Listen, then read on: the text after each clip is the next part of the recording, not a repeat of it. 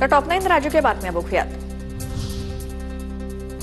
बारामती पोटनिवडणुकीसाठी प्रचाराला उद्यापासून सुरुवात। कण्हेरीच्या मारुती मंदिरासमोर सुनेत्रा पवारांची उद्या सभा।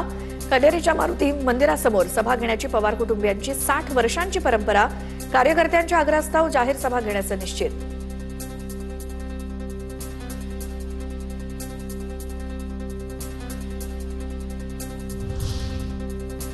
प्रचाराचं कोणतंही आमंत्रण आलेलं नाही। सुप्रिया सुळेंचं वक्तव्य। पोटनिवडणूक बिनविरोध व्हावी अशा आमच्या शुभेच्छा होत्या।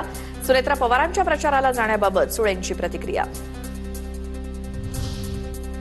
सुनेत्रा पवारांच्या प्रचार शुभारंभाच्या पोस्टरवरती शरद पवारांचा फोटो। बारामती पोटनिवडणुकीच्या पोस्टरवरती पवारांचा फोटो। पोस्टरवरनं काही वेळातच फोटो हटवला।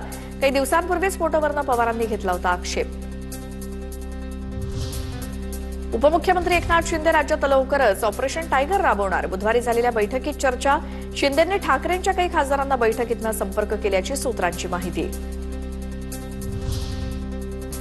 ठाकरेंच्या खासदारांसोबतच्या कथित बैठकीचं वृत्त निराधार। अशी कोणतीही बैठक झालेली नाही। ऑपरेशन टायगरच्या वृत्तावर उपमुख्यमंत्री एकनाथ शिंदेंचं स्पष्टीकरण। कुठलेही ऑपरेशन टायगर हे राज्यामध्ये होणार नाही। विकासाच्या कामासाठी आमदार आणि खासदार उपमुख्यमंत्री एकनाथ शिंदेंना भेटत असतात। मंत्री चंद्रशेखर बावनकुळेंची प्रतिक्रिया। फडणवीसांकडून शिंदेंच्या पक्षाचं ऑपरेशन सुरू। ठाकरेंच्या शिवसेनेचे 9 खासदार एकजूट। फडणवीसांनी शिंदेंच्या पक्षाची डेड बॉडी केली।